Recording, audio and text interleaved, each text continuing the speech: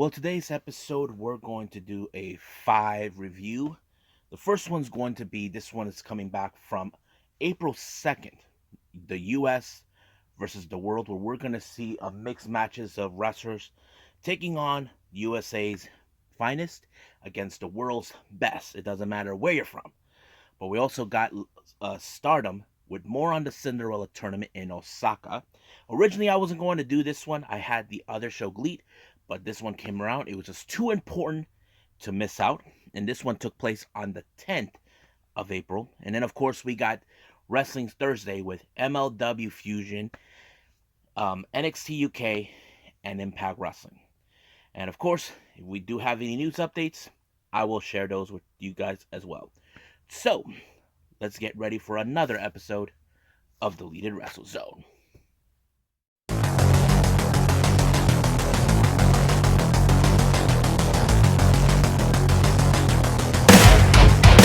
Are you ready?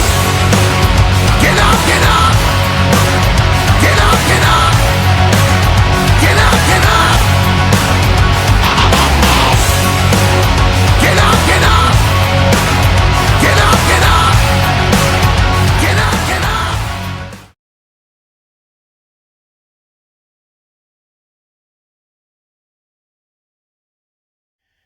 Welcome, everybody, to Deleted Wrestle Zone. All things that it's pro wrestling with AEW, NXT, New Japan Pro Wrestling, Impact Wrestling, the National Wrestling Alliance, various promotions, wrestlers, matches, and championships. I am your host, J-Rod here. So, let's begin with USA versus the world. Now, this is a very interesting show. I mentioned before, this is the Pro Wrestling USA's finest wrestlers that we have versus the world. Doesn't matter where, if it's in Japan, Mexico, Canada, or the UK.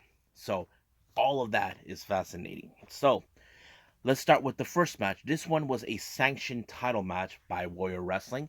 It's for the Lucha title in a 4-way match. We have the Golden Dragon versus Mr. Iguana versus La Hydra versus Sam Adonis, who is the current champion. Now, Sam Adonis has been trying to play a smartass with La Hydra, who's the only female in this particular match. Now he's trying to be all charming and all this and that. Sam Adonis will do whatever it takes in his world and it's possible to, of course, to retain the title. That's exactly what he was doing. But while everybody else was doing kick ass, like Mr. Iguana or the Golden Dragon. But however, it was Sam Adonis who walked out as victor when he pinned the Golden Dragon. Next up, we got ladies action. We got Jessica Troy, I think she's UK, versus, everybody knows her, Rachel Ellering. I have to say, it's been a while since we've seen her. We haven't seen her since Impact last year. But man, she is still great. I was happy to see her. But I was surprised how this match was so hard. I mean, every move that she tried to pull on Jessica Troy, somehow she was able to counter it. And everything that Jessica Troy tried to do to put away Richard Ellering didn't work. But finally, she was able to pull a roll, like a crucifix type pin maneuver onto Jessica Troy and win the match. So that makes it 2 for USA right there. I forgot the Sam Nas got 1 for the USA, and so that's Rachel Ellering. Next match, this one, I could not believe what I saw. It's Mike Bailey versus the American Wolf, Davey Richards. Man, what a match. I have to say, this is one of the best matches I've seen so far with Bailey taking on the American Wolf. I mean, look, you look at these guys, they're more disciplined. You look at Mike Bailey, he is trained as a martial artist. You look at Davey Richards, one of the best technical and strikers in all of pro wrestling. I was so impressed with this match. But in the end, it was Mike Bailey with his little shooting star knee drop onto Davey Richards that sealed the deal in order for him to win. And I think this is one of those moments where Mike Bailey, who hasn't been in the U.S. for 5 years, now he's coming out to make up for what he has missed since that time. Now, our next match, it's Lucha Style Rules. We got members of Mexico. We got Adames, Aries, and Edo Boy taking on Gringo Loco, um, Kaleb Connolly, or as we know him in Impact, Kaleb with the K, and of course, Flip Gordon. I thought this match was great in every aspect. I mean, it's great to see Flip, you know. I'm a huge Flip fan, even when he was known as the Mercenary. But it was great. But the interesting part is how would Adames and Aries and Aeroboy get along? Now there have been feuds with Aries and Aramis in the past, but they decided, look, let's put that to the side. This is about us, Team Mexico. We need one win against the U.S. And I think that's what it took. Aries realized this is all about Mexico, and I have to say it was pretty darn impressive. It was Adames who picked up the victory when he pinned Gringo Loco, allowing them to win the match. I thought it was too good, so I loved it. Next up, we got the Workhorsemen, Anthony Henry and JD Drake versus Bandito and of course Extreme Tiger. Now, originally this was supposed to have Ray Horace, but he was unable to make it, so they put Extreme Tiger as a substitute. Now, the real question does remain: can Bandito and Extreme Tiger work together cohesively? Well, from what I saw, yes, they were able to hold on. And of course, the thing is, you look at um, with the Workhorsemen, they're a bit more technical on their aspect, and it's a good feature. But in the end, it was Bandito who picked up the victory onto JD Drake with the roll up, I think, and it was done from there. So that means Mexico won another one. So I think in this case, we have 2 for US, 3 for the world. Next up, this one is Ireland versus the US. We have Big Brutes in this match. Big Damo, all the way from Ireland, versus Calvin Tankman, heavyweight hustle. So it was, I have to say, this was a battle of the brutes. But we all know how Calvin Tankman is. The guy is unnatural. The way he moves, the way he fights. That's what I like about him. And it was his sort of like a power slam onto, or a spine buster onto Big Damo that allowed him to win the match. So pretty good victory on that part, giving Tankman to tie the thing. Now our main event, this is where whoever walks out as the winner. But this is a championship match, the Rev Pro Undisputed British Cruiserweight Championship, with the challenger Rich Swann and the champion Michael Oku. I have to say, what a great match. Now, probably would say, is Rich Swann really cruiserweight? Yes, he is. He's won the X Division Championship, but he also was part of 205 Live in the past. But it was pretty great. But in the end, it was the technical aspect of Michael Oku that put him in a one-legged Boston Crab and forced Rich Swann to win. I thought it was a pretty good event. I liked this one. It was pretty amazing. So I enjoyed this. But in this case, the world won. So it was 4-on-3. And I think I like this, how this goes out, 7 matches and see who's going to win. I like it. So that's pretty much it. What we got this one. I believe it's time for Stardom.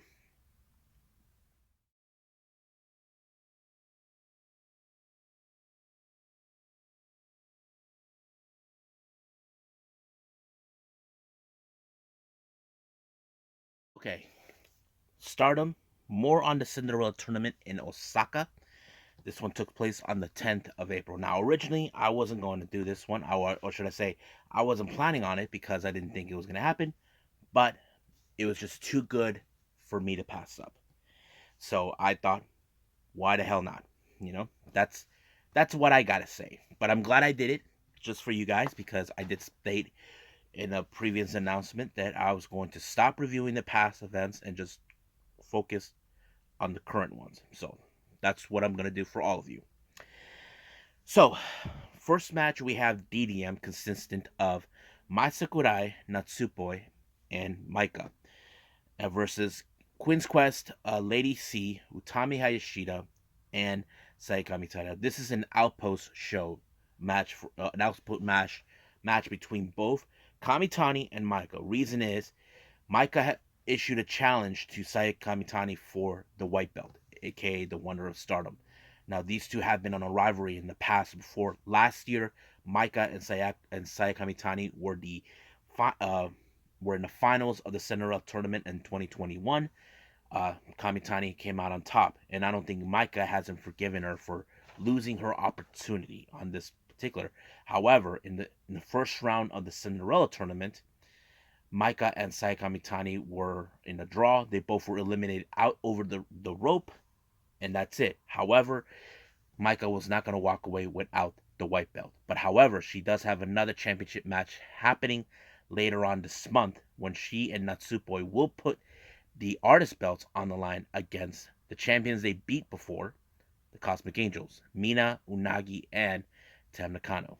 But in this particular match, also, there still seem issues between both Lady C and Mai Sakurai. If you guys remember, Mai Sakurai was still crying after losing her friend Mirai, who joined God's Eye. And for Lady C's eyes, she sees you got what you deserve. And I don't think Mai Sakurai will forgive her for that. But however, it was Maika with the big lariat onto Lady C allowed her to win. Well, the Michinoku driver allowed her to win. But she has her sights set on the white belt. So we'll see when that championship match will happen. Next match, we got Oda Time members Ruka and Saki Kashima taking on the newly formed faction known as God's Eye with members Ami Saruri and Mirai. Now, this will put these two in the test. Now, keep in mind, they're new. Some people would say if you just start a new faction, they could most likely lose. That is the possibility.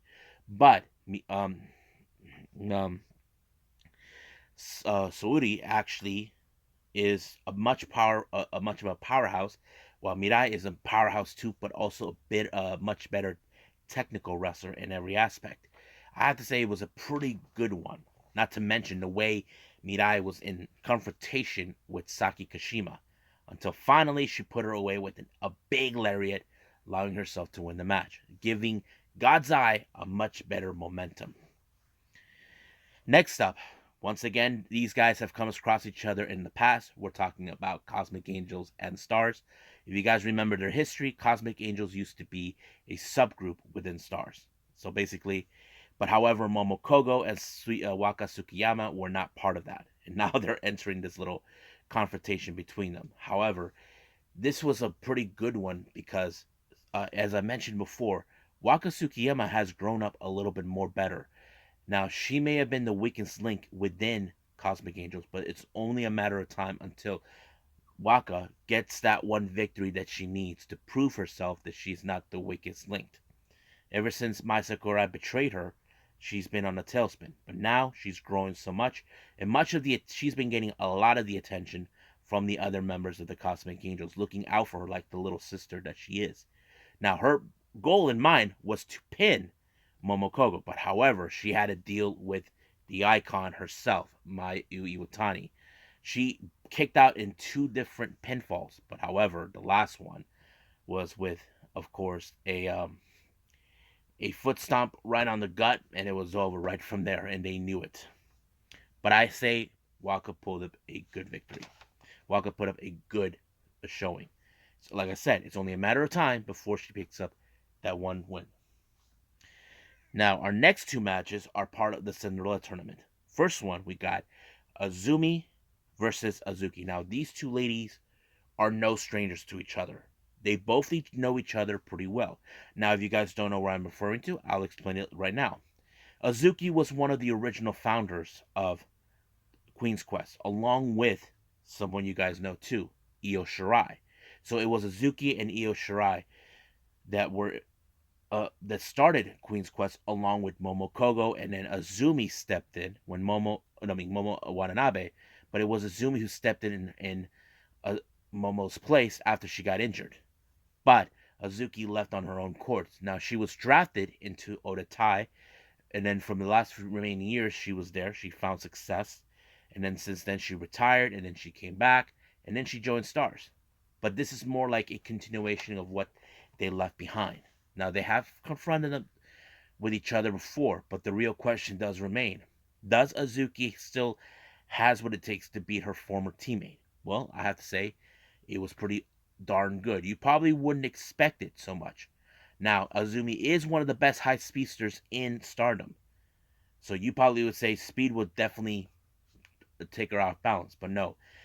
Azuki used to be high speed champion before, so that would not work on her. But she finally put her away with a submission, with a crucifix pinfall right there, and it was over right there. So that means Azuki continues to advance, and Azumi's out. So practically, even Azuki extended her hand, but it looks like Azumi probably won't. But it looks like maybe some old wounds will never heal between these two.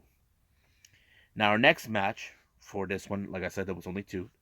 We have two former teammates, Himeka of DDM, and of course, the leader of God's Eye, Sudi. Now, keep in mind, these two have fought each other before. Last time they fought, Himeka challenged Sudi for the 5-star Grand Prix briefcase for a shot of the red belt. But this time, these girls went all out, no matter what. Like pinfall, submission, powerhouse, striking, all the above. But unfortunately, the match ended in a time limit draw. Now, however, Sudi would never let this stand out, so she had a much better plan. She knows what Imika wants more than anything in the world, the red belt. So she just offered, let's put this title on the line. And of course, Imika has no problem with it.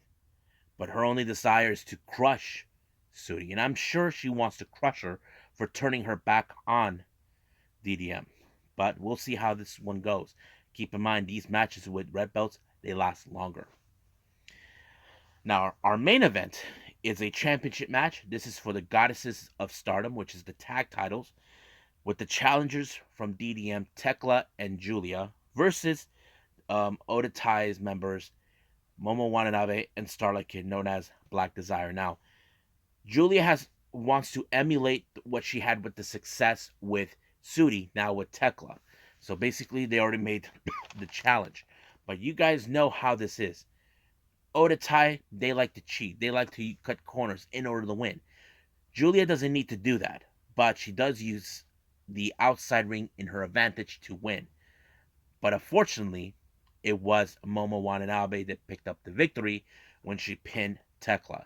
So the real question does remain: will DDM try again? Well, we'll see. But however, the former champions, FWC, Koguma and Azuki wants another shot at them. And of course, they will do it because the Black Desire has nothing to fear. So they think they have everything under their control. But we'll see how round 2 goes for them. So it's still no announced when that match will take place, but we will pay attention closely. So I think that's pretty much it with Stardom. So let's move on with MLW.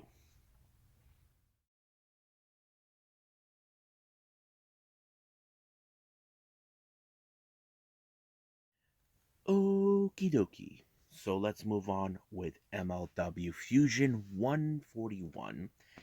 It opened up with 5150 member Rivera, or as I know him, Danny Limelight, coming out with Julius Smoke, complaining about when they arrived in Texas, Slice Boogie had been arrested.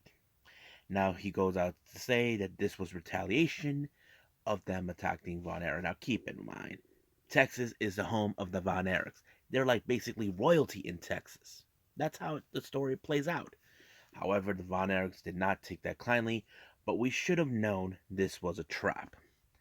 We did not expect the arrival of LAX original member, now 5150, Hernandez, to show up. So they were brutalizing the Von Erichs, but Hernandez did the Superman toss onto Ross onto a table. It's still unclear how is he going to be. So basically, we know we could expect retaliation with the Von Erichs down the line. However,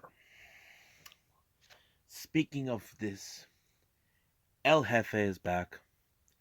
Cesar Duran looks like that somehow whatever they were investigating might have been shut down or turned away. I don't know exactly. However, he was interrupted by Mats Kruger. Now, as you know, Mats Kruger has been on the mission. One, he had to destroy Bestia 666 in favor of Cesar Duran. And then, of course, Jacob Fatu. But there is one more obstacle he needs to deal with. And that obstacle is the one man that has always been surviving his encounters. I'm talking about our current MLW World Champion, Hammerstone. Now, Cesar Duran has no problem with Mats Kruger initiating the, how do I say this, this fight. So basically, he's going to give him permission. But apparently, next week we're supposed to have the MLW World Title on the line between Mats Kruger and Alex Hammerstone. However, one more person was not taking this too kindly, and that is the former the MLW World Champion. We're talking about Jacob Fatu. If you remember, he was the longest reigning champion. Now, he's been trying to get his hands on this title before, but Cesar Duran did mention him that apparently his old boss, um, Joseph Samael, who is somewhere out in hiding or whatever he's doing, prevented him from having another shot. But, of course, Cesar Duran allowed it to happen. But that kind of tells in. But back of my mind makes me think, what does Holiday have to think about this? We know he wants a shot of that title. We know he wants to strip it. I mean, how do we know that Hammerstone will survive his encounter with both Fatu and Kruger? We know they hate each other. I mean, Hammerstone was the one who defeated Fatu for the title, but that is still an unanswered question. However, Holiday was not too pleased with certain things, basically making a documentary. He sets out to turn out to be a villain. But something intrigued me is about what Alicia Tooth said. As you know, last week we saw that Cesar Duran was under investigation, but she said that that she's glad she is back. I don't think Holiday had any clue what he meant, but something tells me she might have had something to do to stop the investigation towards Cesar Duran. But the real question is what it was. We'll just have to wait and see when that day happens. Now, our next uh, our first match of the day, we have TJP. As you know, he is sick and tired of this whole open forbidden door policy, which he thinks is a load of crap. So he felt like he needs to worry about in-house, and his opponent for the in-house is none other than veteran Matt Cross. Now, keep in mind, Matt Cross has been one of the most highly decorated wrestlers in the junior heavyweight division, or should I say the middleweight division, and that kind of tells out. Now, you probably will guess TJP will use his usual tactics to win, but not this time. It was Matt Cross that got away with it with a pretty amazing victory with a shooting star press to the back of the head, and then did another pinfall into TJP to win. Now, I wouldn't be surprised down the line we will see TJP retaliate over this loss. Now, Alex Kane, as you know, he has been on a world tear ever since he became the National Openweight Champion. He's demanding for better competition, better opponents. He doesn't care what style there are as long as he gets what he wants. And that's pretty much what he's demanding. Now, in good news for MLW, Tel Valkyrie will make her appearance in MLW. I'm excited for it. I'm sure for the Tel Valkyries fans out there who watch this channel, you guys will be happy to see her. I'm happy too. Now, speaking of the women, the women's featherweight match continues on. We have Holidead being accompanied by Gangrel and Dr. Dax to take on Australian native Shazza Mckenzie. Now, you can probably guess that this match ended in brutality because you know how it is with Holidead. She is nuts. That's always been her case. So, and Holidead, in the other hand, picked up the victory, and she made a post-match comment saying that she's here to obliterate anybody that stands in her way in the featherweight division. So that kind of sets the tone what she wants to do, because we know as we speak there is going to be a featherweight division championship for the women's division. Now, Calvin Tankman joins in on the main event for the MLW National Openweight Champion. Now, originally we were supposed to have four wrestlers in one match. Apparently, it became five.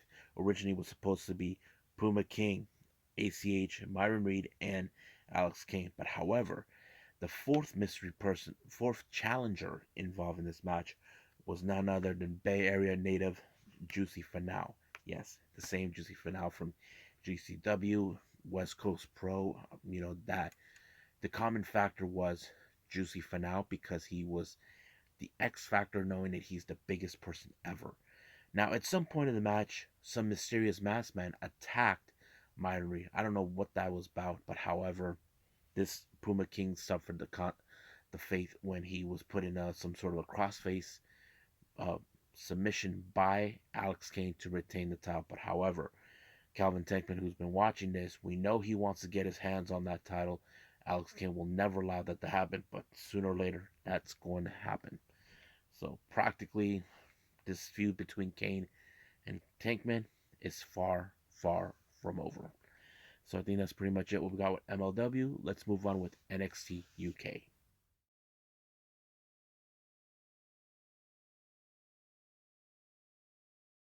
Okay, NXT UK. Open up with tag match. The Gallus boys, what should I say? The Coffee brothers, Mark and Joe Coffey, teaming up to take on Jack Starz and Dave Mastiff. Now, as you know, recently the Gallus has not been on the same page for a while. Not since they since their big loss to the Familia, but however, recently we saw Joe and Matt and Mark Coffey compete for the Heritage Cup, and they both came up short. However, Jack Starz and Dave Mastiff have been a formidable team lately. However, if you recall, they did defeated what's their name? Pretty deadly. But now the biggest upset was, of course, Jack Starz. Well, before that, Mark Coffey had the match won, but his brother Joe got in the way. But Joe paid the price. Out of nowhere, he was powerbombed by Jack Starz and picked up the victory. 1, 2, 3. This was a major upset. No one has ever been no one like Jack Starz has ever pinned the IR King. This was a bit of surprise. Now, while Jack Starz and Dave Mastiff won, it appears the Coffey brothers are getting into a heated argument. But Gallus member Wolfgang tried to play peacemaker, but seems we're now seeing dissension between the Gallus brothers, the Gallus boys. However, there was a moment where you can still hear the argument coming from the locker room, from their dressing room. Joe Coffey walked out. Could this mean be the end of Gallus? Well, we have to wait and see. We know they're not been on the same page of late, so the kingdom could be falling. Now, recently we saw Meiko Satomura a couple weeks ago face against Isla Dawn for the NXT Women's Championship. She lost. Meiko Satomura retained, but Isla Dawn took the title. So it's obvious what she wants. She wants another shot at her. Believing that the final boss will finally be put to an end, Isla Dawn has once again gone cuckoo nuts, but she black missed Meiko Satomura as a direct message. So the real question will happen. Will second time be a good charm for Isla Dawn to obtain the NXT UK women's title?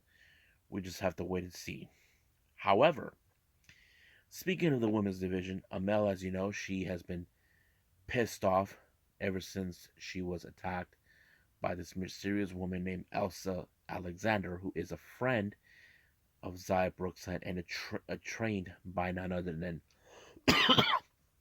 Brookside's father, and she's sending a direct message. Amel will not tolerate her for what she did, but she said she will pay attention to the match with Elza Alexander a little later. Now, last week we saw Mark Andrews make his return and help his old friend of 15 years, Wild Boar. As you know, Wild Boar is on a warpath to get his hands on Eddie Dennis for betraying him. So basically, Mark Andrews was the only one who was there to help him. So basically, Mark Andrews tried to tell Wild Boar, no, I get what you're getting. You want revenge for what Eddie Dennis did? We need to play his game. Eddie Dennis has been good with playing mind games, so they have to think that way. Now, our next match is the women's match. We have Angel Hayes against Elza Alexander, Xia Brookside's friend. So she was very impressive of late, as you know. Xia Brookside playing cheerleader in this match. Now, it wouldn't surprise me somewhere down the line that Elsa will break away from Xia Brookside, but we'll see that at some point. We just don't know, but we're now getting introduced. She's very impressive, but beyond that, we'll just have to pay attention. So, but she did pick up her first victory. Now, as you know, Wl Mckenzie has been one of the most highly decorated wrestlers trained under Mako Satomura. Looks like Stevie Turner likes to talk crap about certain things. She thinks that Mako Satomura has been holding her back. Now, we know that Wl Mckenzie does have history with Satomura, but the real question is, what's going to happen? Well, we won't know until we get there.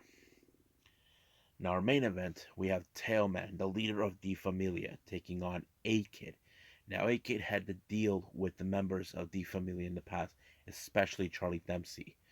Now, A-Kid did a pretty good job. He even tried to dismantle the arm of Teoman, but Charlie Dempsey and Rohan Raja tried to get in the way, failed, but it was just too much for A-Kid to pay attention his surroundings, especially when Teoman pinned him.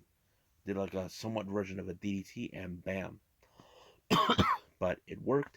Teoman has shown how supreme in dominance he is. But the real question is, can anybody stop Die Familia? We'll just wait and see down the line. So right now, let's do our last review, Impact Wrestling.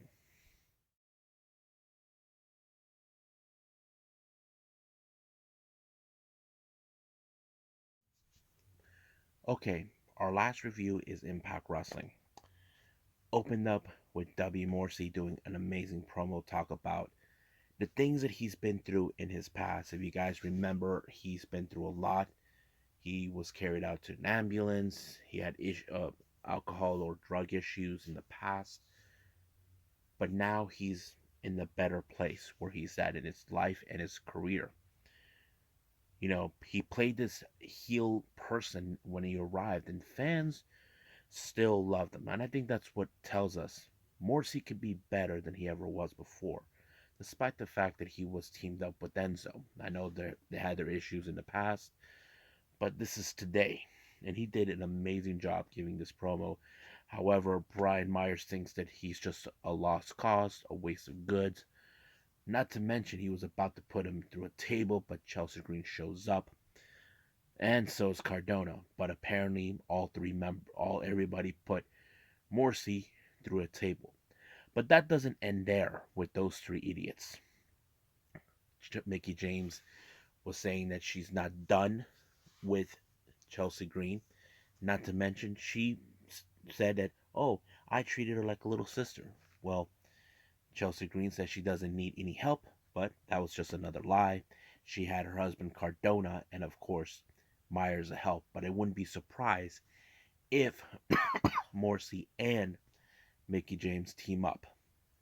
So, but they need another person to deal with the whole thing to even things up. Now, our first match we have is the Champ Challenge. Deonna Purrazzo waited for the arrival of for a competitor who will be either facing for the Ring of Honor Women's World Championship or Reina de Reinas Championship by AAA. Our surprise guest was, in fact, Will Nightingale. Now, it made perfect sense. As you know, Deonna Purrazzo has been on a frustrating mode that her champ challenge that took place during WrestleMania week was overshadowed because of the Super Card of Honor. As you know, we have an interim champion, but to Deonna Purrazzo, she felt like this was a direct insult. However, Will Nightingale's presence has only one thing in her mind. It was no surprise to me which title she picked, and that is the Ring of Honor the World title. But she did a fantastic job in this match. However, it was not enough to deal with the Virtuoso when she put her in the Fuji armbar, and Nightingale had no other choice but to tap out. But however, somewhere down the line, we will see Deonna Purrazzo put the Ring of Honor Women's Championship on the line against the interim champion, um, Mercedes Martinez. But however, her first forward order of business is in rebellion against Tail Valkyrie for the Reina de Reinas Championship. As you know, it's no secret that Tail Valkyrie did make her appearance during the uh, Impact Wrestling multiverse of matches, and that's what happened. Now, speaking of the knockouts, Tasha Steelz, who is there is no secret now that her opponent for the Knockouts Championship is going to be Rosemary, an adversary that she dealt with during her tag team days with Kiera Hogan. She knows that she's going to play. But however, it's no secret that Rosemary and the rest of the K are going to play mind games with her. That is what the K and Rosemary do. But the real question is, can Tasha Steelz control her composure? She has been crawling to the top to prove she belongs in as a top wrestler. But we'll see where that's gonna go. Now, as you know, they're like a bit of an alliance between Mike Bailey and Ace Austin. Ace Austin, as you know, tried to play a game trap, knowing that Fulton is going to be out after his ankle was broken in the hands of Josh Alexander. So that is something they are considering. But however, the real question is, how is this going to play? Well, we don't know yet. We'll see where they're going to go. Now, our next match, we have Jonathan Gresham versus Rocky Romero. What a great match. Jonathan Gresham being the wrestler that he is, I think it showed great character with Gresham holding out the fort for Ring of Honor. As you know, he has been now on a world tear. We know he will face Eddie Edwards at Rebellion in retaliation of what he did before Eddie Edwards turned his back on everybody in what was it? On that, I don't remember, as at No Surrender, I believe. But that's what we're gonna do. Now, our next match, we have Steve Maclin versus Alex Shelley. Keep in mind, he attacked Chris Sabin because he's going after anybody that were involved in that match against Honor No More, and Chris Sabin was amongst them. But he has to compete against Alex Shelley, Chris Sabin's tag team partner and member of the Motor City Machine Guns. Now, this is going to be one hell of a match that we definitely can enjoy. But I was a bit of a surprise how Alex Shelley was able to win this match, but not to mention Chris Sabin was able to get into the head of Maclin, and that helped them to win. But it's been told that on Rebellion, we're going to see a triple threat match between Jay White, Maclin, and Shelley. So that's going to be a good one. Now, I did not see this. Something happened on BTI. It appears that there's been a lot of question towards Kaleb with the K's loyalty, where he lies. So basically, the influence are done with him. But however, he got put through a table, all thanks to Morrissey. But Giselle Shaw went to talk to Madison Rayne to tell them that they're sorry about him getting fired, but Madison Rayne did state that they're the ones who fired her. And try to get into her head and telling her that we beat you for the tag titles. But she said that she's going to do something about it. But the real question is, we know that she and Lady Frost don't get along. But if I was Giselle, find yourself another partner. Now, once again, honor more, not honor no more. As you know, Impact is in Philadelphia, which is the home where of Ring of Honor and ECW. And they believe that there's a lot of corruption and traitors. But however,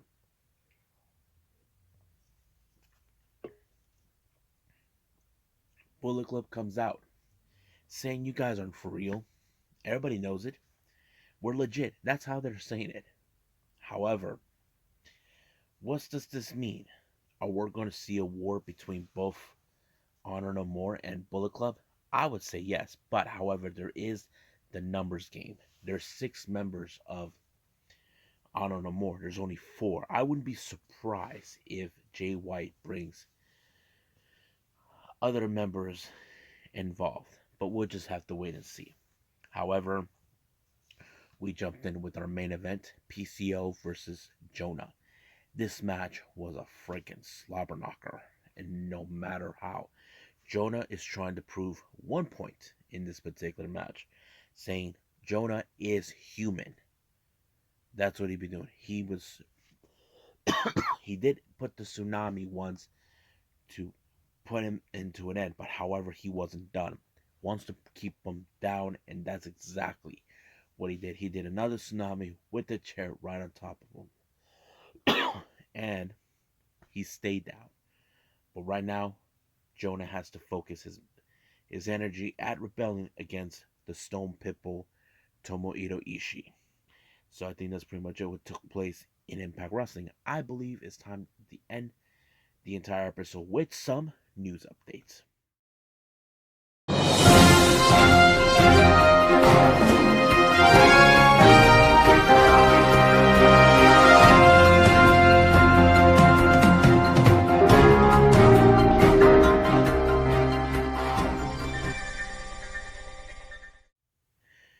Okay, so here's the first update. I mentioned Kaleb with the K, or as we know him, Kaleb Conley. Apparently, it's now been told that Kaleb is no longer with Impact Wrestling. He wasn't fired or anything. He thought his contract that he was done after his 2-year tenure. As you know, since 2020, the entire wrestling world had to be stopped. But he was grateful for the opportunities they've given him after all this time and all this and that. He can't wait to see what's going to be the next chapter of his life. We don't know yet until then. But he was he did make an appearance in USA versus the World recently on the 2nd of April. I even reviewed that earlier in the day. Now, for all Pro Wrestling Noah fans, if you guys heard this or not, it appears they are sending applications to wrestlers outside of Japan. Now, you're probably saying, for real? Yes. Now, keep in mind, a lot of foreigners have not been able to enter Japan because of the pandemic, especially the Noah wrestlers. So I'm kind of curious who could we see seeing. As you know, little by little, we just saw Super Crazy, and then we just going to see El Tejano, then Extreme Tiger, and so on and so on. So they're now accepting applicants. I don't know how that is. If I were you, I'd look it up and figure it out.